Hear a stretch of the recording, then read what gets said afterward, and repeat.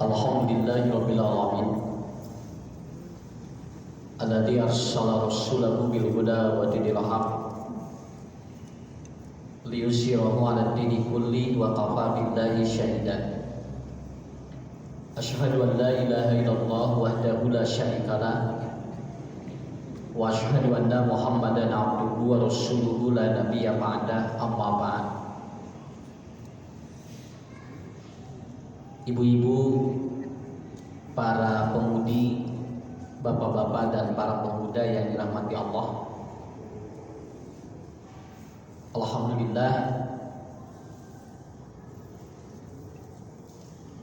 pada sore ini saya barusan dari Subang langsung menuju ke Al-Patu,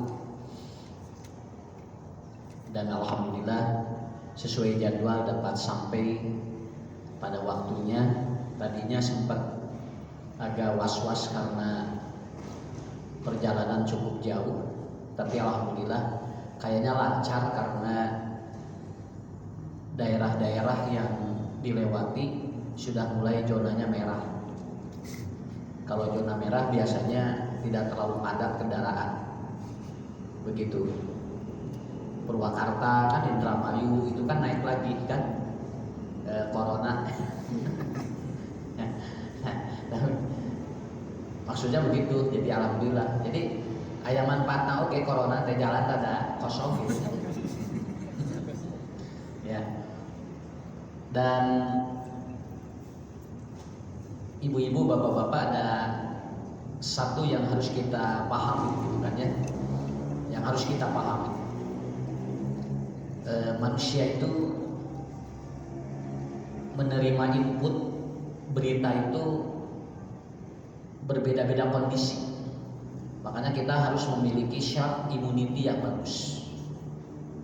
Jadi sharp immunity itu imunitas kita betul-betul saat ini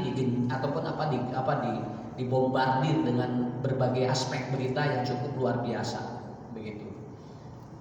Di samping yang paling gencar itu di media. Makanya nanti satu yang harus kita tes.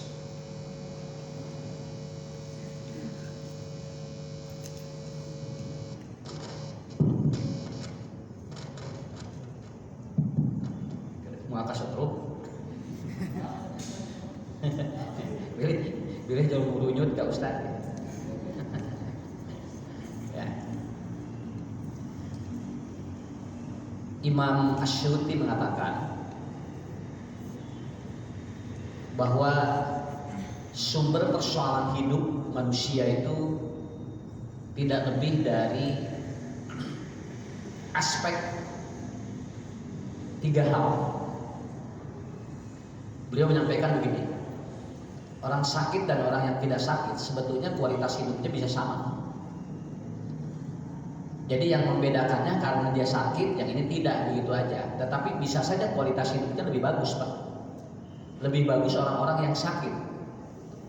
Malahan ada seorang sahabat yang sengaja minta kepada Rasul untuk sakit. Kenapa? Kalau orang sakit itu kecil kemungkinan melakukan dosa. Mun jelema geuring hese migawe dosa sakit itu Pak. Tapi lamun jelema jangan dosanya bakalan aslina. Cobanya di pasihan punya teu damang. Rek migawe dosa kumaha rek ngomongkeun batur teh da eueuh. Nya keur mah geuring ngomongkeun batur kan dosana teh dobel nya. Can amal leutik kemudian kita melakukan dosa. Orang-orang kalau sudah diberikan atau diberi sakit ada kemungkinan keuntungannya luar biasa, Pak. Jadi orang yang sakit itu yang pertama mengkiparati dosa, yang kedua mengurangi dosa. Kalau orang sudah sakit gak mungkin mabok, Pak. Orang yang sakit gak mungkin melakukan pelanggaran kemaksiatan, gak mungkin. Kalaupun ada sesatu dua, tapi tidak seperti yang dibayangkan oleh kita. Karena orang sakit itu kan dia itu mulai dicabut oleh Allah kan. Satu kekuatannya, yang kedua rasanya, kemudian yang ketiga dia dicabut oleh Allah segala sesuatu yang dinikmati dalam hidup. Jadi sekali-kali emang gering teh kudu lah. kudu gering teh nya. Ngarah ingat oh kieu gini ngrasana gering. Sampai ada yang konsultasi ke saya, "Ustaz doakeun abdi hayang salesma eusin teh." Nah kunaon kitu san, abdi teh asa cager wae cenah hirup teh. Doakeun ku simkuring teh langsung, isukna teh langsung, wah eta bersih lah haben Ustaz pak doakeun abdi teh enak padan, ari kamari hayang gering sing teh. Ari geus bersin wae teu raos kitu kan heuh eta kitu sing teh nya. Tapi proses awalnya manusia itu akan berkaitan dengan itu. Nah, pada kesempatan kali ini kita akan membahas tentang self healing, mengobati luka batin. Nah, ini bahasanya keren loh, Pak. Ini keren bahasanya. Tapi da emang hese dibahasakeun Sunda. Nah, self healing itu artinya mengobati luka batin. Gitu. Di sini ada yang tidak pernah atau ada yang belum pernah batinnya luka? Hah? Ada juga ada. Coba aya dacan kantos luka batin gitu. Soke mana cuma da Mas na usah teh apal batin teh naon sih. Atunya nya atuh eta mah da moal karasa, da batin lagi teh apal gitu kan. Jadi luka batin gitu kan. Luka batin itu ataupun luka batin itu diakibatkan karena dua hal. Satu trauma, yang kedua adalah sering menyalahkan diri sendiri. Itu batin bisa luka. Begitu. Jadi trauma terhadap kejadian apapun. Terus ngaganteng dina otak teh kapikiran wae mun papangirjeun wae teh jauh gebeg jadi hate teh itu luka batin. Nah, gitu kan. Artinya si batinnya itu dia masih luka, itu belum gari. Dan itu harus disembuhkan. Kalau tidak disembuhkan itu akan sampai kepada kita. Begitu. Laki mah jarang dah. Laki mah jarang, nah, hare-hare we. Namun sababna karena laki-laki itu mempola masalah itu tidak lewat pikiran tapi lewat logika. Laki-laki kan lewat logika. Kalau dia main logika itu lebih kecenderungan itu ataupun si batin itu jarang luka. Laras aslina laki mah. Cuek we. Makanya kenapa di Islam kalau perempuan diceraikan oleh suaminya, kemudian kalau ditinggalkan mati oleh suaminya itu ada masa idah. Itu ada masa idah. Kalau diceraikan oleh suaminya masa idahnya 3 bulan atau 3 kali haid. Dia harus bersih haid 3 kali.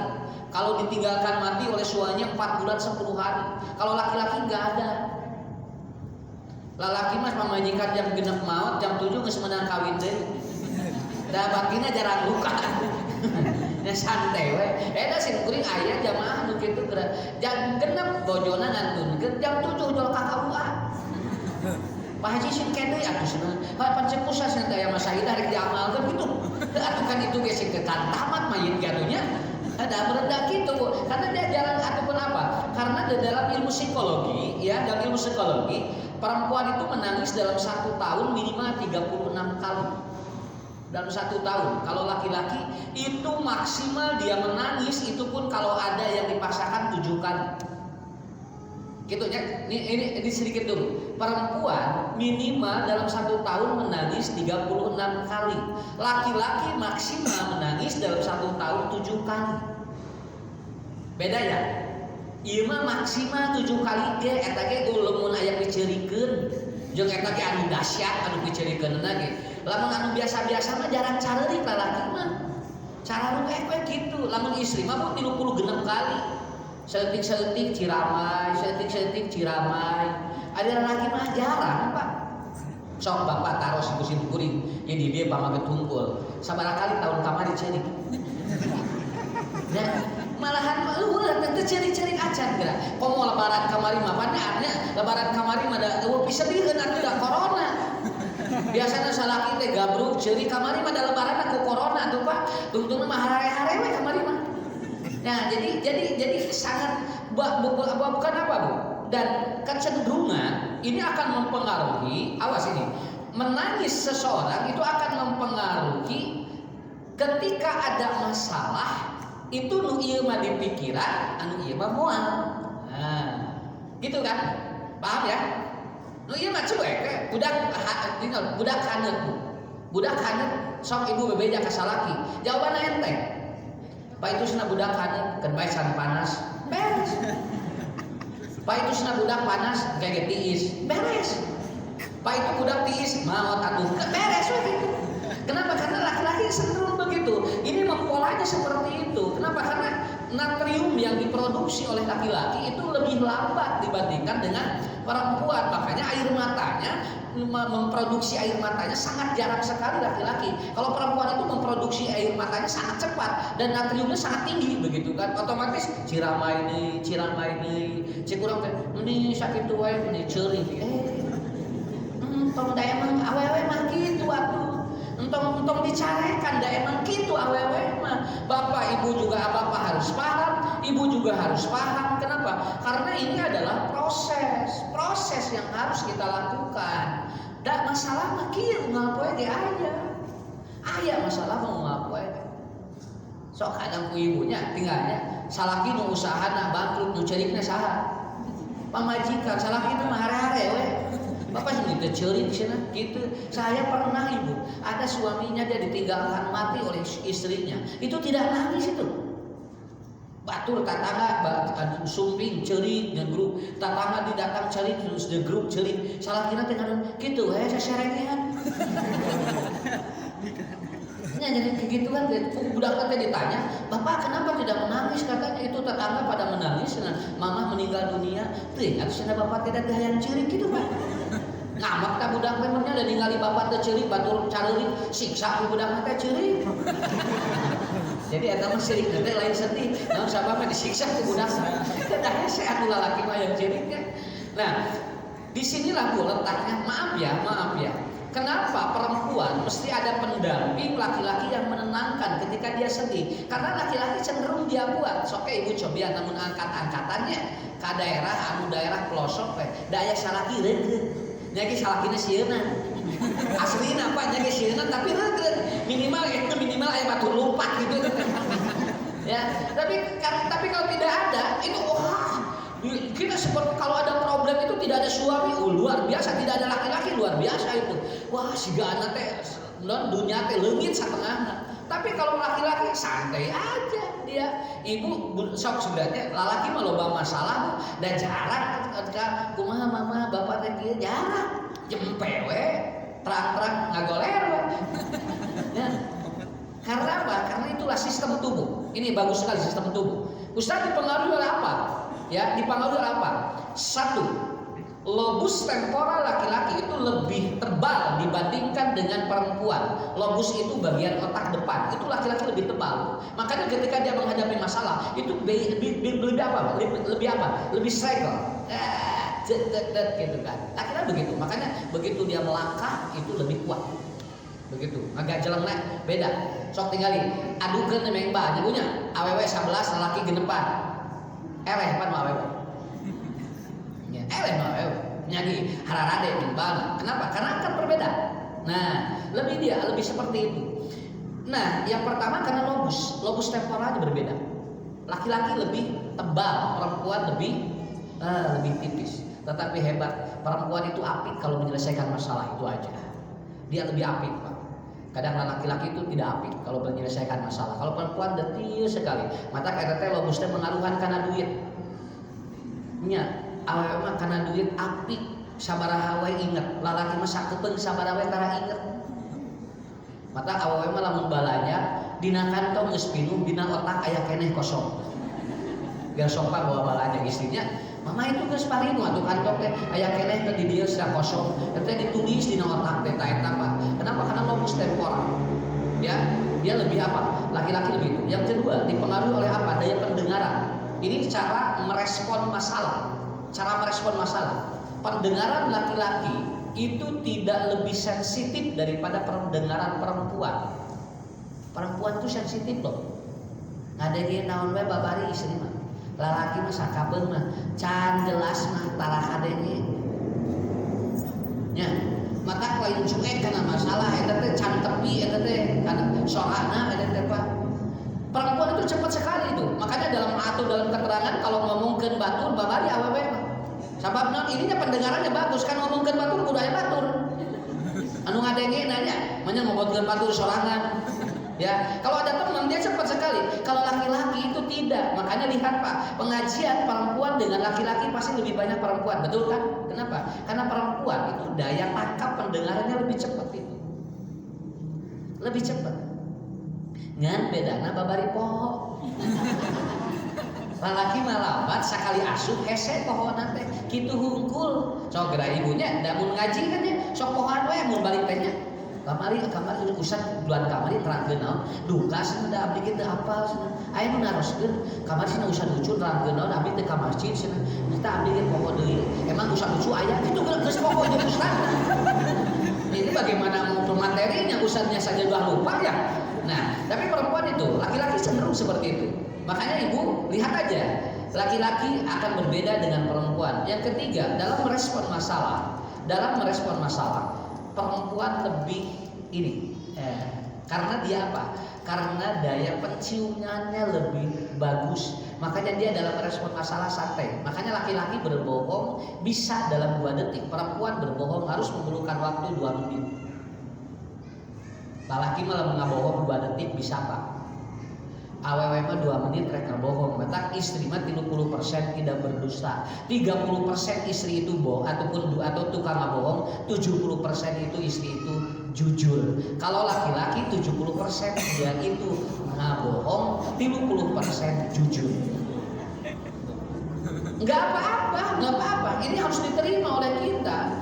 Istri, kenapa? Karena perempuan kalau mau berdusta itu 2 menit direkamnya, direview. Jadi lamun rek ngabohong teh istri mah keheula ari pamageut mah teu rek ngabohong teh 2 detik langsung bisa.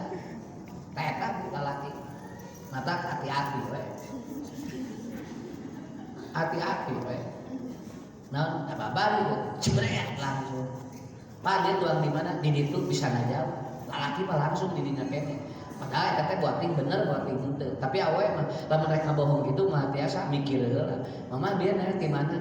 Ngagulang teh da sieun ngabohong. Eta awe.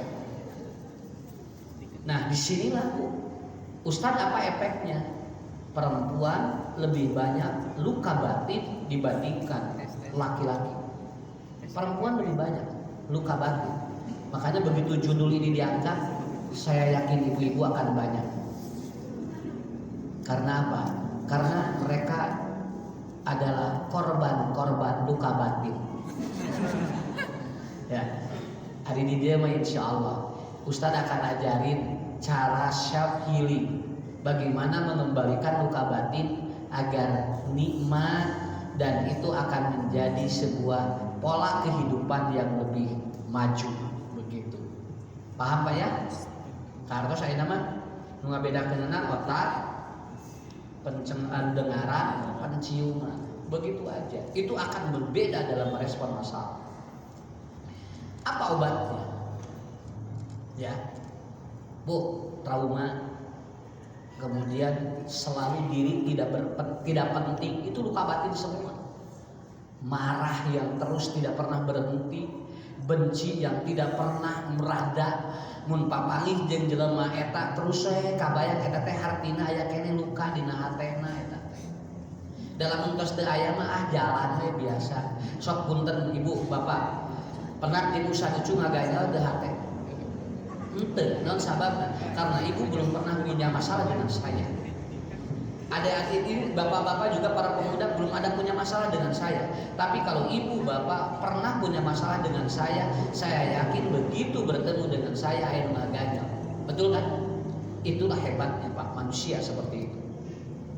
Makanya Abu Lahab setiap hari bertemu dengan Nabi. Begitu Nabi menyampaikan materi keilmuan dan ketauhidan, Abu Lahab selalu mengatakan, "Tabban laka ya Muhammad, bohong kamu," katanya, celaka kamu. Kenapa Abu Lahab ngomong begitu? Karena Abu Lahab merasa ada yang ganjal dalam hatinya, tidak selalu sesuai dengan apa yang disampaikan oleh Nabi. Sakit tuh enteng. Ya. Dari pengalaman konseling yang saya hadapi, bapak-bapak, ibu-ibu, 60-70% yang banyak luka batin ibu-ibu. Sok kadi aya jami nu kieu. Jo begitu cerek, jo ciri. Ciri we 2 jam.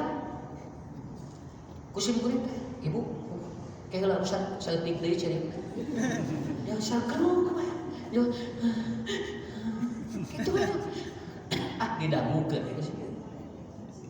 Atau saya jam sabaraha? Bu sabaraha menit deui? Ke setengah jam deui cenah aya kene sesa. Segrup deui. Beres eta mah. Atos Ustaz hatur nuhun. Hatur nuhun. Jawab salam. Masih nyimpen amplop ngaleos. Cek sih eta jelema terek naon.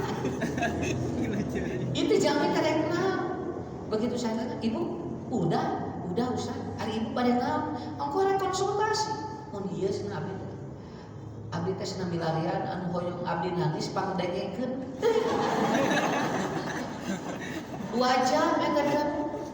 2 jam atos. Ayeuna Ustaz atos nemplong. Oh eta gitu mohon. Saya catat itu pasiennya, alamatnya di mana, ini di mana, dan itu jadi pelajaran. Oh bener, aya masalah anu kudu dicerikeun beres. Eta luka batin teh nu beres gitu. Atos eta. Jadi catatan. Mata sih kudu mengenai konseling rek cerik mah. Ditanya heula mun rek cerik sok sing teh ku abdi disiapkeun kitu nya. Teu udah 2 jam geus cerik nu nya. Nu lain 1/2 jam beres 2 jam geura. Akhirnya dia udah beres. Simpen.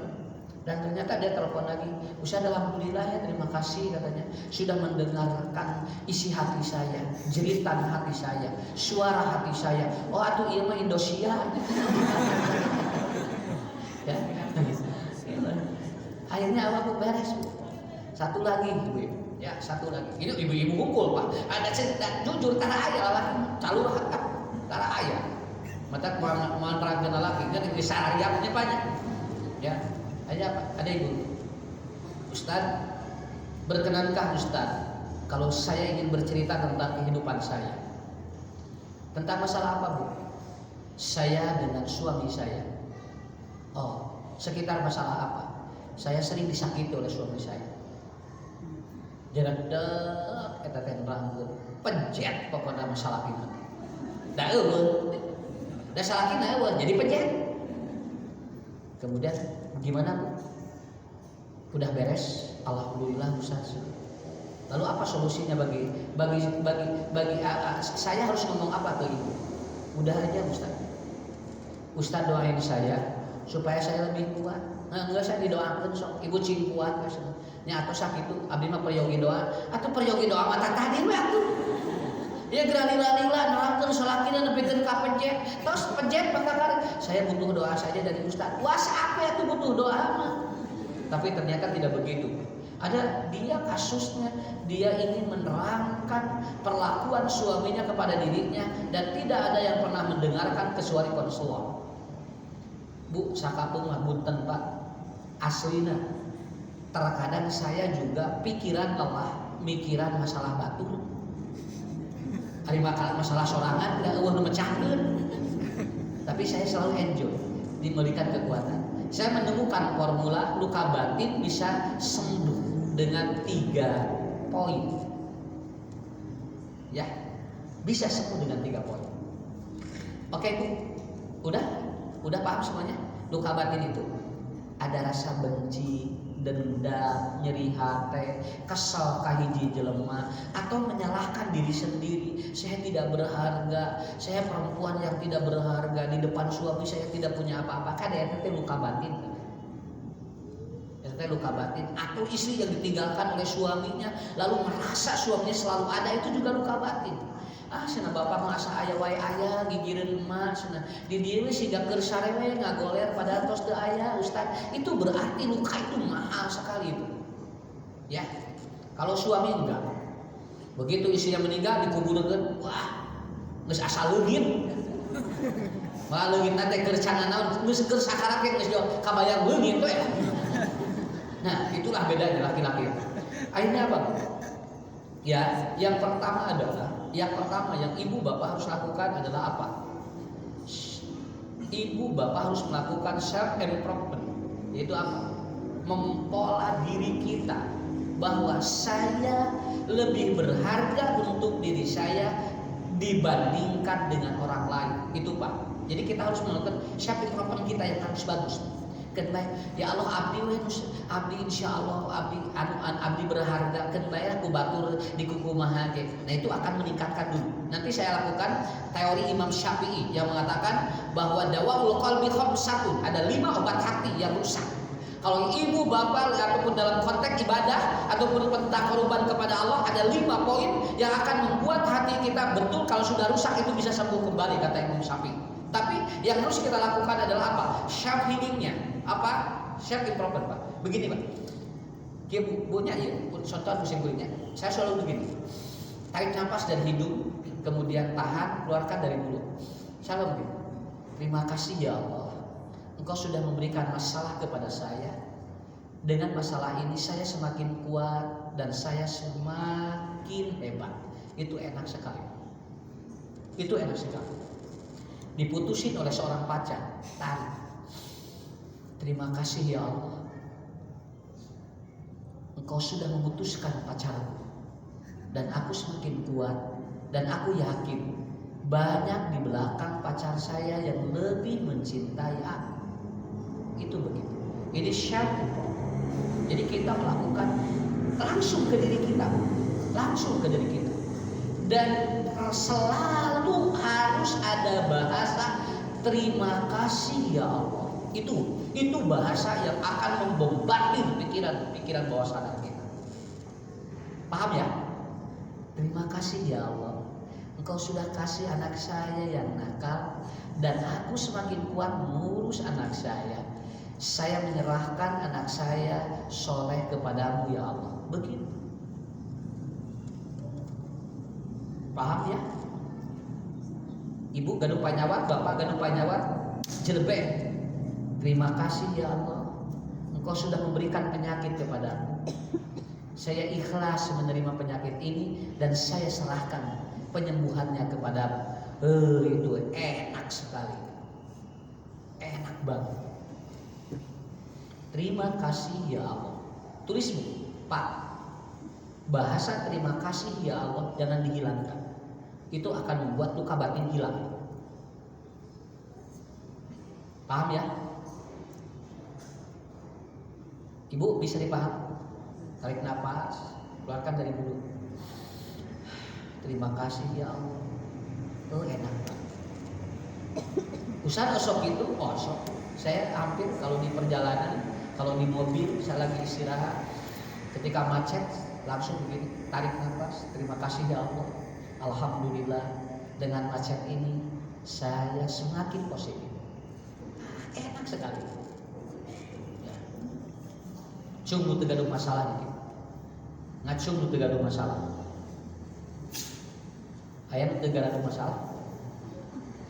Nah, sok jujur, sanu tergaduh masalah. Di dia ayam pamaket tergaduh masalah. Berarti kita loba masalah. Kita jelema teh masalah hukum tapi anak. Ya. Biar kita naon Pak. Jadi cirinya jelema hirup teh boga masalah. Lamun jelema teh boga masalah eta teh hirup sakitu we. Anu maot wae Pak aya masalah sakitu we. Ditanya di jero kubur kan masalah lamun teu bisa ngajawabnya. Nah, maka tentang menyebutkan teu boga masalah aya masalah. Jadi bahasanya terima kasih ya Allah. Syar and proper. Saya lebih berharga dari yang lain. Saya lebih berharga dari yang kedua. Kita harus melakukan yang disebut dengan treatment memaafkan dia untuk kita. Aku memaafkannya ya Allah untuk kebaikan kita. Ini cara Rasul Pak ketika didolim. Rasulullah itu kalau didolim tidak mendoakan jelek pada dia.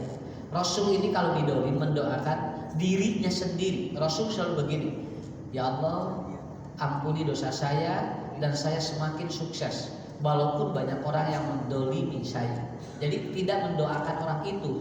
Dan diijabah doa nu keur didolim mah jelema nu keur didolim diijabah daripada ngadoakeun batur mending ngadoakeun sorangan mumpun keur diijabah. Lebar-lebar atunya doana keur batur banyak.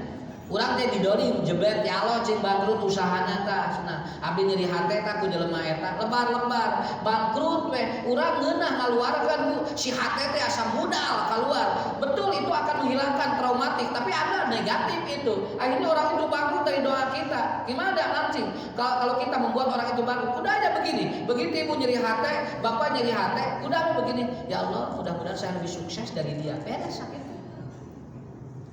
Kan enteng kan Pak? Ini mengobati luka batin semua itu. Ya. Paham ya? Ini periode konsep-konsepnya.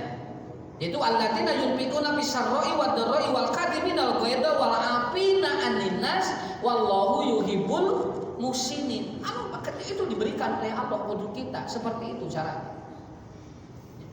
Atos biasa Pak. Nabi mah diciduhan biasa lah. Nya. Urang mah kerek kieu siga ngomongkeun urang tingali cenah. Beda tingali bibirna ge cenah. Buat deui. Emang bibirna we kitu eta mah. Nang urang juga bibirna ge ka abdi cenah. Namun asana teh Josuudon atuh. Nabi mah diciduhan Bu tinggal apa? Tapi Rasul tenang aja. Begitu orang yang meludahinya kemudian sakit oleh Nabi, eta seneng nyiduhan nu biasa unggal poe ieu nyiduhan ka mana cenah. Teu daman ya Rasulullah, urang lomo kieu tuh ngahaja. Tuh seneng asa biasa diciduhan eueuh kitu. Akhirnya apa? Dijenguk, didoakan, langsung syahadat. Ini menunjukkan Rasul melakukan apa? Oh dia luar biasa itu. Treatment memaafkan lebih penting untuk membetulkan luka batin. Ya. Dan yang ketiga, Bapak Ibu harus melakukan deleting. Jadi yang lalu tidak perlu diulang dalam pikiran kita. Udah delete aja. Lamun nuang gepuk terus dicentong di pikiran sakitu. Bagi jeung ditinggal harus gepuk lebar. Kan 25.000 cek gepuk besok atuh bade dicanak deui. Udah delete aja. Orang mau makan yang mahal yang murah sarua keneh Bu geus keluar mah kitu. Itu artinya apa? Kita lihat apa? Biarkan aja dia berlalu. Biasanya Bapak Ibu kalau saya melakukan hipnoterapi, orang diberikan dulu anchornya itu Pak. Diberikan 3 itu. Sok hampura heula. Tarik napas Bu, hampura heula bapaknya, hampura heula caroge, hampura heula eta. Nah, itu akan jadi abad, itu jadi enak. Ya, itu kan jadi enak. Yang pertama adalah lakukan kebaikan untuk kita, kemudian maafkan. Yang ketiga kita melakukan nomor 3 delete. Biarkan yang kedepannya akan kita lakukan. Ya, delete. Paham? Udah mulai rada sedikitnya, walaupun belum diterapikan ibu-ibu di rumah bapak-bapak, tapi udah mulai enak. Aduh kudu nyerikeun hati urang udah delete. Maafin dia. Oh, saya lebih baik. Udah, itu enak sekali. Usah terus nyarios gitu. Asli karena saya udah tulis bukunya itu. Ya, dan bukunya yang ini sampai sekarang tidak terbit lagi karena penerbitnya juga sudah tidak ini, hampir habis 20.000 eksemplar buku tentang mengobati luka batin. Sekarang ditulis oleh buku saya Batin yang Damai. Itu ada bukunya Batin yang Damai namanya. Itu sebagian sudah ditulis di buku saya. Tapi yang terapinya ada di buku yang lalu.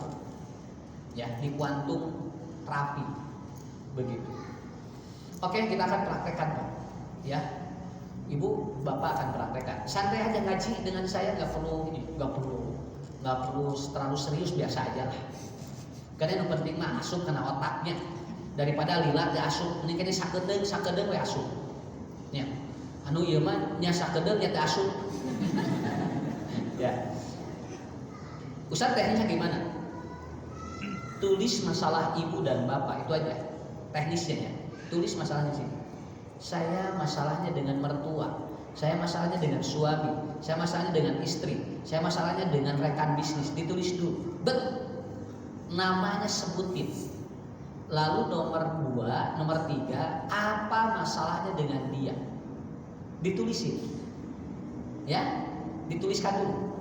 Kemudian yang keempat, Anda maunya apa? Lakukan yang tadi. Teorinya adalah sebut nama dia. Ya Allah, terima kasih ya Allah, aku sudah punya masalah dengan orang itu. Aku maafkan dia dan aku serahkan pemulihan batin saya kepadamu. Itu 2, lakukan repetisi 3 kali pengulangan Pak. Kenapa? Makanya ibu bapak hampir semua itu terapi-terapi Nabi penggunaannya pengulangan. Coba ya, kalau ada yang sakit begini Pak. Bismillahi, bismillahi, bismillahi. A'udzu billahi wa qudratihi min syarri ma ajidu wa uhadir. Kenapa 3 tambah 7? Selalu diulang untuk menguatkan alam bawah sadar. Kalau sekedar 1 kali itu tidak berefek, tapi minimal 3 kali. Kalau saya ngomong ke anak ingin soleh, 3 kali diulang. Soleh, soleh, soleh. 3 kali udah lepasin aja. Begitu Pak. Contoh ya, kita mau ini, kita mau maju ya, maju teh kamana we nya, maju. Ya Allah, saya insya Allah berhasil. 3 kali pengulangan. Ibu, caroke 7 bobo ngahareos, soleh, sok tilukan. Kita salah kita jauh udah. Saya salah kita teh, mamah soleh. Nah, jadi mata paheula-heula sarewe. Sang panggeulana katrapi panggeulana.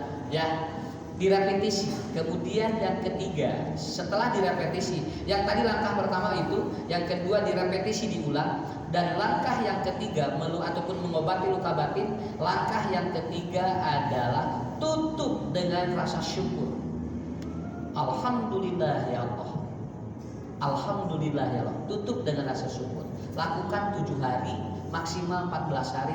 Saya yakin itu hilang. Itu akan hilang. Ustaz dijamin sok. Ibu nggak perlu inilah. Kalau itu nggak hilang, telepon saya. Telepon aja. Ya, telepon. Ustaz, damang, alhamdulillah. Kumaha mun hayang telepon, beres, hilang. Ya, itu hilang dengan sendirinya. Lalu yang ini tadi ya, ini treatment secara anatomi, secara ilmu medis, secara self healing medis. Bagaimana untuk menunjang agar yang ini lebih kuat? Imam Syafi'i mengatakan dawaul qalbi khamsun. Ada 5 yang membuat yang menjadi obat luka batin kita. Ya. Yang pertama adalah qiraatul Quran wa tadabburihi. Baca rutinitas Quran dan tadaburi isinya. Jadi anu ieu engke dibangun ku ieu disebutnya simbiosis ataupun terapi. Jadi ada 2 terapi digabungkan seperti itu. A'udzu billahi minasyaitonir rajim. Itu langsung Pak, bagian otak 3 langsung bergerak. 1 neok atau kortek, 3 neokortek, yang keempat adalah hipokampus. Langsung, kenapa? Berbeda dengan kita mendengarkan dari orang lain. Coba, ibu mendengarkan dari orang lain. A'udzu billahi minasyaitonir rajim. Saya yang membaca dengan Bapak yang mendengarkan suara saya itu gelombang otaknya berbeda. Yang mendengarkan cuma 1 yang aktif, yang membaca itu 3 langsung aktif Pak. Itu dahsyat sekali. Ya. Jadi maca Quran besok atuh entong ada ngikeun we ti batur. Asna abi mah moal di soraan da goreng. Keur mah goreng teh di soraan berarti. Ya. Tama nunggu dak teh adan teu make sora. Adena kenapa adannya tidak pakai suara? Asna sieun kapuji. Da adan kudu make sora. Makanya sieun kapuji sebenarnya moal di soraan. Bukan begitu. Jadi dengan ada suara itu akan bagus. Tadab ataupun apa? Qiraatul Quran wa tadabburihi. Wah itu Pak, mantap. Saya semakin yakin ketika Quran diterangkan. Contoh inilah 1 ya, mentadaburi gitu. Orang demam berdarah itu oleh nyamuk dan nyamuknya kecil, dan ternyata itu ataupun orang demam berdarah itu ternyata yang nyocoknya nyamuknya betina. Itu setelah saya mentadaburi itu setelah ada seorang ahli tafsir menerangkan itu. Oh nya pangian dina Qur'an kieu ma ba'udatan pama pauqoha. Kata Allah, aku tidak malu untuk membuat misil dari nyamuk. Ba'udoh itu nyamuk betina, dan ternyata dari nyamuk betina itu akan menjadikan orang demam berdarah, karena yang nyamuk jantan tidak jadi demam berdarah. Qur'annya sudah ada ba'udotan gitu kan. Jadi lamun dicocok ku nyamuk anu jantan moal demam berdarah, tapi lamun dicocok ku nyamuk awewena demam berdarah. Ari pek saur medis leresnya. Aedes aegypti itu adalah nyamuk betina, bukan nyamuk jantan. Ternyata nyamuk betina di mulutnya ada 6 pisau, nyamuk jantan ada 2 pisau, dan 6 pisau inilah yang dapat melukai dan mengeluarkan racun dan bakteri. Jadilah demam berdarah. Qur'annya sudah menyebutkan mabaudotan begitu. Jadi, nah ieu masalahna urang mah ieu teh lalaki awewe ieu teh reungit teh. Iya nu bingung nate banyak. Jadi lamun aya nyamuk teh kita awewe lalakinya. Ayeuna bisi awewe nya jadi hanas urang ieu bisi lalaki deui nya ieu. Hanas urang digabro dapet ke lalaki ya. Maka mulai diteliti kembali oleh para ahli. Nyamuk laki-laki itu bersuara ketika dia akan atau ketika akan menggigit. Jadi nyamuk laki-laki itu bersuara. Lalaki dah eta. Lamun awewe mah jempling. Silent killer namanya. Da awewe mah jempling dan geus macok. Eta teh Pak. Cok di mana? Awewe mah jempling nami geus macok eta teh nyeri. Dan itu ternyata saya baru menemukan setelah mentadaburi ayat itu. Oh, kata para ahli tafsir, orang demam berdarah karena nyamuk betina dan ditemukan mulai betul si batin itu jadi tenang. Quran ini benar. Itu tadabbur. Paham ya? Coba nanti ke depan baca Quran, tadabburi satu-satu. Oh, itu mantap itu. Oh, begitu. Ya, malahan perempuan yang punya kanker miom kista itu lebih bagus ketika dia baca Quran 1 hari 1 juz. 1 hari 1 juz. Jadi ibu duduk tanpa bersandar baca Quran. Saya pernah praktekkan ini di Madinah. Seorang perempuan yang dia punya kanker getah bening, ya. Kemudian Ustaz, kami akan praktekkan katanya. Dia berduduk di atas ini Bu, di atas pasir di Madinah, lalu dia baca Quran 1 juz di terik ataupun pagi hari jam 5, kemudian dia baca. Itu ternyata dalam 9 hari sebelum pulang itu dia badannya enak gitu Pak. Itu badannya enak. Nah, itu Quran bisa begitu. Jadi lamun galau-galau soke cobian. Ya, galau-galau cobian. Abisna atos maca Quran tapi galau wae berarti eta mah geus kronis gitu. Ya, yang kedua mungkin ada apa? Mungkin ada apa? Ada luka yang lain yang belum selesai. Jadi yang pertama adalah apa? Sok ibunya entong nguping hungkul Bu. Pak, ada nyaliran kayak maca. Nyaliran kayak maca. Itu bagus itu ke stimulus ke otak. Kemudian yang kedua, ya, yang kedua adalah apa? Yang kedua adalah tawaddu bisyahar. Yang kedua at-tawaddu bisyahar. Kita teruslah sujud di waktu sahur. Nah, jadi kalau sujud di waktu sahur, apa yang harus kita lakukan? Bangun. Di saat orang tidur. Ini akan menguatkan ke sini. Ini akan kuat dari sini. Ini akan kuat dari sini. Ibu bangun ketika sahur. Sok kali-kali lah entong unggal penting bisi berat. Ngadoa unggal sahur. Sok sakali we saminggu bisi berat unggal minggu unggal wengi mah. Lamun ayeuna sawengi ayeuna unggal minggu berat kene sabulan sakali tahajud. Mun ayeuna berat kene 2 bulan sakali, berat kene 6 bulan sakali. Berat kene kewe ngadaguan taraweh. Banyak taraweh ke sahurnya. Nah, begitu. Jadi nanti dikombin dengan nomor 3 apa? Qiyamul lail fi jawfil lailil akhir. Kalau tadi kita tawaddu di sahar, yang ketiga adalah apa? Kita berdiri di waktu orang bangun atau di waktu kita ada orang tidur. Kita bangun di waktu orang tidur. Biarkan orang tidur, kita bangun. Itu bagus itu, Pak. Wah, itu bagus itu. Ya. Tapi punya ibu we caroke murang kali nuju bobo, ibu we bunga jam 3:30. Da beda kana otaknya. Ya. Jangan nah we hate. Sopian aja sopi. Komo ningali tatangga sarare kene dan ngeunah kana hate asa pangsolehna we urang. Nya jauh langsung lagi ya, jauh langsung selfie jepret indahnya berdoa ketika tahajud tuh bagikeun ka tatangga itu. Ini asa ngarareunah gitu. Nah, jadi kita bangun. Nah, saya pernah meneliti sebuah riset atau satu tambah riset, ternyata Pak kalau kita bangun yang paling bagus itu jam 3.30. Ya, jam 3.30. Jadi kalau tahajud itu maju dari jam 3.30 ke sana. Jadi jangan terlalu malam, jangan terlalu ke kasumunan. Makanya Rasulullah itu beres tahajud itu, Bu, Pak, Rasul beres tahajud itu seukuran orang membaca Quran 50 ayat. Jadi saya cenderung bahwa tahajud itu maju ke subuh gitu. Tong penting teuing. Nya. Kan aya sok acara aya tahajudnya, sok aya tahajud jam 1 penting teuing. Dan ngadoana gilir jam 1. Kan kadang maju ka seger eta. Kenapa? Dan itu ternyata setelah diteliti jam 3 itu adalah apa?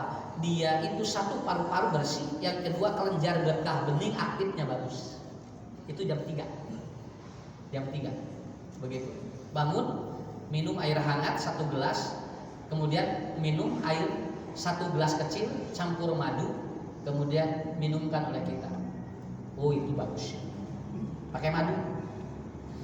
Terus tahajud, Allahu Akbar, mantep. Kenapa? Nanti sirkulasi darah ke otak jadi lancar. Ketika berdoa sudah ada unsur madu yang ada di saluran darah kita. Nah, coba aja. Lihat segelas, engke dina gelas arit yang madu, nangis cihanu, lihat engke suplai oksigen karena otak menuju sujud saya. Itu bagus. Dan itu akan menurunkan asam lambung. Makanya isu ibu-ibu yang sering asam lambungnya naik, begitu bangun tidur minum madu itu bagus itu. Asal nanti sudah minum madu harus begitu. Nah, kemudian sujud. Jadi langsung jangan bergerak begini ke setan kemari, disujudkan dulu. Itu asam lambung akan bagus. Ya. Tuh udah ini. Nah, ini kan praktek-praktek yang enteng, Pak. Tidak perlu berlibat-libat. Ini saya lakukan itu untuk yang kasus-kasus berat dan ringan. Begitu. Malah kemarin ada yang skizo. Skizo itu kalau tidak diobati bisa gila. Ya. Alhamdulillah, Pak. Ada anak yang skizo, dia baru didengarkan Quran 1 hari 1 juz dan orang tuanya tahajud, si anak itu dibangunkan, ini sudah ada perubahan. Yang tadinya makan obat 3 pel, sekarang tinggal setengahnya lagi. Tinggal setengahnya lagi. Saya semakin yakin bahwa ternyata obat jiwa itu adanya di sini. Ya, begitu. Apalagi kita lagi kronis corona ini, udah banyak takut pada Allah lah. Ya, dengan melakukan profesor doktor mah, itu bisa nanam. Nggak saya urang nyarat sangatkeun kanu kagunganana, anu kagungan corona. Ya, kemudian yang keempat adalah apa?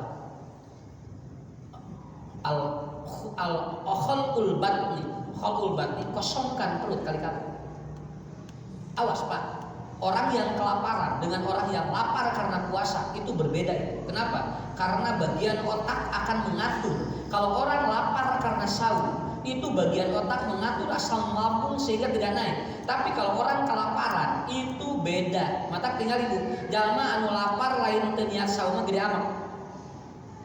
Jalma anu lapar kusabab puasa mah moal gede amat. So, tinggal. Kenapa? Puasa akan meredam nafsu, betul kan? Kenapa? Karena diaturnya di otak. Makanya niat menentukan sekali. Tinggal ibu, kosong. Bu, ada makanan enggak hari ini? Enggak ada apa mau saum aja, beres, Bu. Sampai 13 jam itu perut akan bagus. Kenapa? Karena otak sudah mengatur, gitu kan. Tapi lamun kieu mah, Bu, aya naon ayeuna teh naon, Pak? Cing atunya wayah kieu. Setenya mau asal laki terek keluar, udah. Kalau dia keluar pagi dalam keadaan lapar, begitu saya yakin di jalannya pun dia marah-marah. Begitu, Pak. Makanya kata Rasul begitu. Gampang. Ingin membuat marah rakyat gampang. Gimana? Bikin lapar, marah rakyat. Begitu aja. Sakit itu. Dan orang ge hayang stay at home-nya punya. Kurang dah hayang saya tuh. Cari cing di imah, beres 2 juta emang tiap imah. Eta biar tiap jelema beres mah ka mana. Nangeueun dagang cilok meureun. Tukang bakso eueuh, tukang cilok eueuh, tukang batagor eueuh. Da boga 2 juta ewan tiap jelema. Ayeuna anger ripuh keneh nya. Jadi begitu aja. Kata Nabi enteng, kalau ingin membuat orang marah, bikin lapar rakyatnya. Udah. Kalau orang sudah kelaparan, rame Bu sakitu we. Makanya sekarang banyak orang yang demo itu kan ente lapar. Anu nyerang itu teh artinya dia apa lapar. Lihat tuh di negara-negara itu, di negara-negara apa, di negara-negara miskin itu hampir tiap menit itu demo. Kenapa? Karena lapar. Negara miskin lebih cenderung kalau lapar begitu. Tapi kalau sahur enggak enak sahur, ya. Dan yang terakhir, kulatu sholihin, sering nggak bertemu dengan orang soleh. Nah, enak gitu, ya. Orang soleh itu enak. Jangan sering bertemu dengan orang jahat. Bertemu dengan orang jahat akan membuat masalah hidup akan bertambah. Tapi bertemu dengan orang soleh akan bertambah hidup kita lebih bermanfaat. Ibu, bapak, ini yang harus dikombin oleh kita. Jadi secara anatomi ini yang tadi yang sudah saya sampaikan 3 poin terapinya seperti itu. Lakukan ini shelf ilahiyahnya yang 5 poin dawaul dawaul qalb khamsun. Gabungkan insyaallah saya yakin luka batin apapun insyaallah akan ada solusi dari Allah. Saya kira itu aja tuh. Ada yang ditanyakan? Ibu ada yang bertanya? Silakan.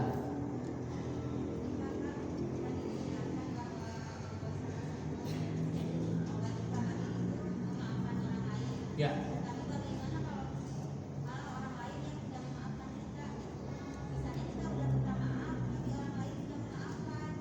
Gak apa-apa. Biarin aja.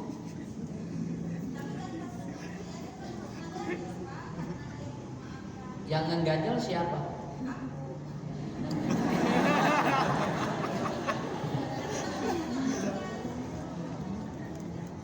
Ya, tapi lama-lama dia yang capek. Lama-lama dia yang capek. Bu, maafin saya ya. Enggak. Tidak ada maaf bagimu. Udah ketemu lagi, dia kan udah nggak sangka ganjel, can dihampura ku eta, biarin aja. Nanti lama-lama juga dia capek. Ya. Makanya ada sebuah teori dari Ibnu Qayyim, kalau Anda bertemu dengan besi, maka jangan dilawan dengan besi. Begitu. Nah, udah apa? Nanti juga capek sendiri ya. Kartos. Ya. Usah hapunten ibu, moal. Usah laras tengah hampura ibu, moal. Terlalu sakit hati saya. Wah, kita boleh nyebut gitu. Dekat bagi kita begitu. Udah biarin aja. Ya. Kenapa? Allah mah bakal malas anu kurang dilakukan ka batur sakit tuh. Kartos semuanya ente tos sakit. Sok aya deui teu. Daya. Oh, mangga Bapak itu.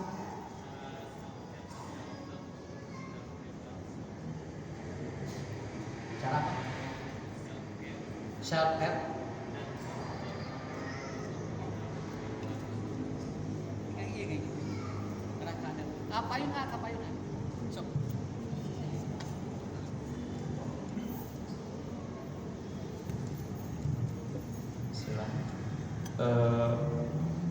Cara self care dan self love untuk mencintai diri sendiri untuk pengidap bipolar disorder.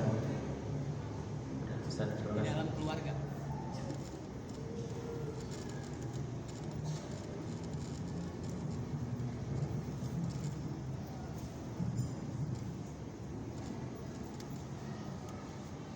Di keluarga itu kuncinya komunikasi.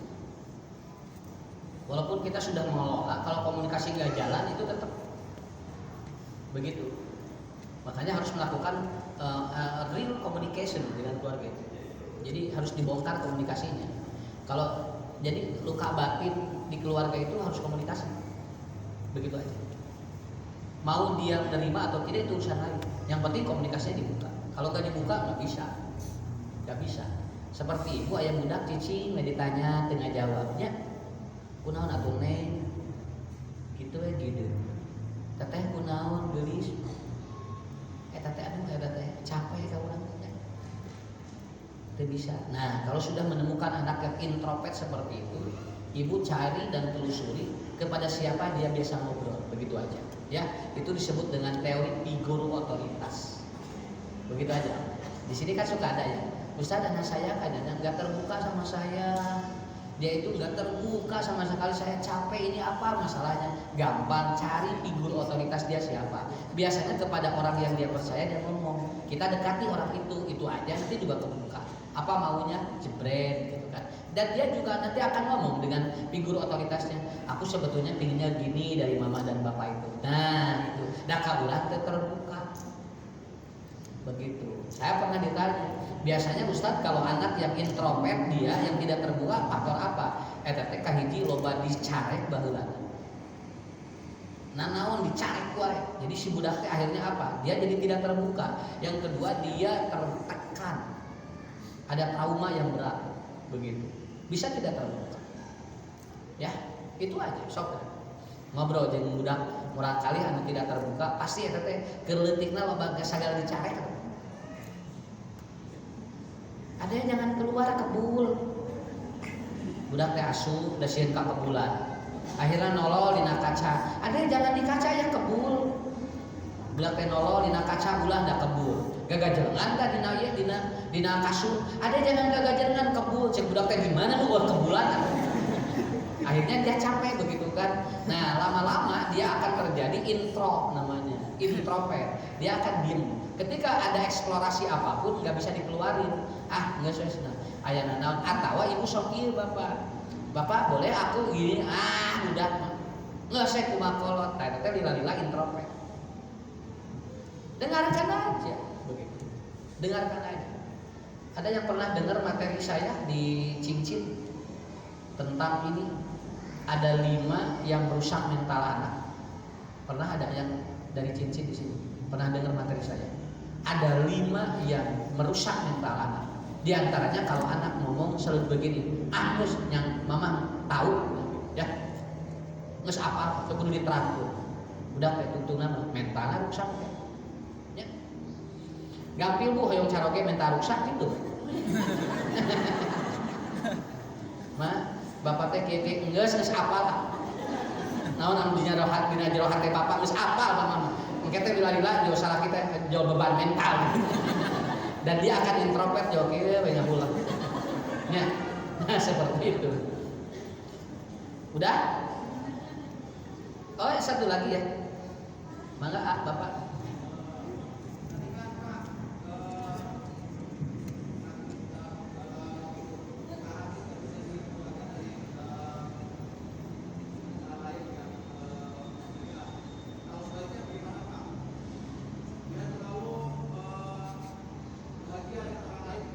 Bahagia.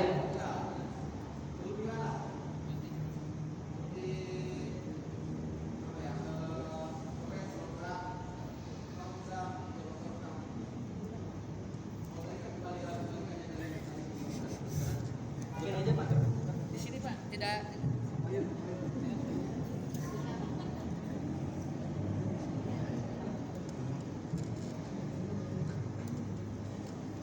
Tadi di awal Bapak menyatakan bahwa luka hati disebabkan oleh apa?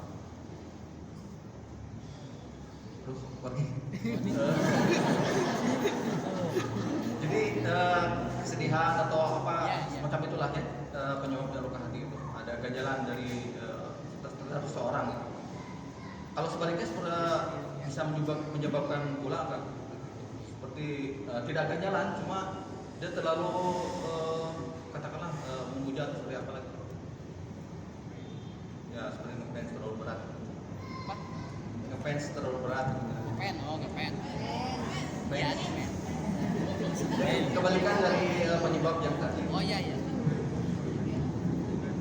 Oke, saya ulangi aja pertanyaannya kan, kalau misalkan biasanya sakit hati itu dengan kata-kata orang lain, dengan perilaku orang lain, dengan yang misalnya menyakiti hati kita. Nah, apakah ketika kita terlalu ngefans sama seseorang, terlalu mengagumi seseorang itu bisa mengakibatkan hal yang sama gitu ya? Ya kayak gitu ya. Nah, oke. Baik, Ustaz. Kalau yang kita fanskan ada sesuatu yang menyebabkan kekecewaan, itu pasti luka batin. Ya, ibu lagi ngepet ke ustad itu, lalu ada wes saeutik ti ustad eta teh, udah itu jolah.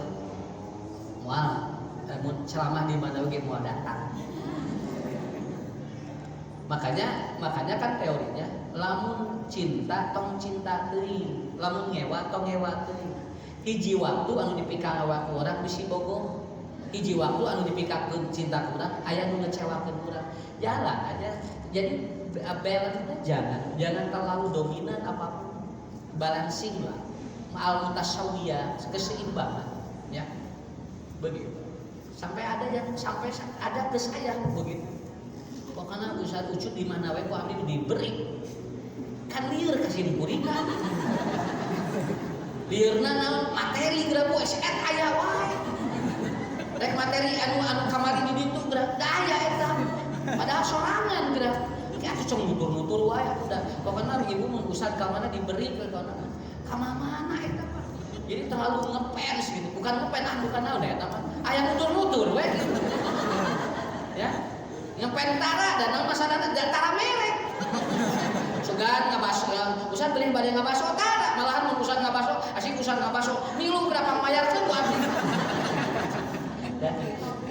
Kalau ngepen itu, itu sudah mantap. Apapun di ustad ngomong itu pasti dia turuti. Itu sudah seperti biasa-biasa aja, ya. Kak Ustad, temu ustad ieu abdi bade sumbi, ustad ieu mah moal. Nah itu kan nanti lama-lama itu akan mengkristalkan. Nah biasa aja. Begitu Pak. Udahlah ya. Jangan ada masalah lagi. Ya, supaya saya tidak memikirkan jawaban. Insya Allah nanti mudah-mudahan bulan depan kita bertemu kembali di akhir tahun di 2020 dan kita akan menghadapi 2021 dan insya Allah mudah-mudahan pandemi ini cepat selesai. Saya ngobrol dengan seorang insinyur dari perguruan tinggi. Ustadz, Januari beres corona. Saur simkuring, Pak, Desember we nya. Ini kan baik. Nah itu dinawaran. Ku simkuring teh di Desember kan we. Ya Pak, heula-heula we. Kata dia, Januari juga beres Ustadz katanya. Saya udah tahu ini Januari beres. Kata dia, ya Desember lah. Ya. Begitu, ya mudah-mudahan secepatnya ya. Ibu-ibu bapak-bapak cek syariat sadaya. Izin barokah keluarganya.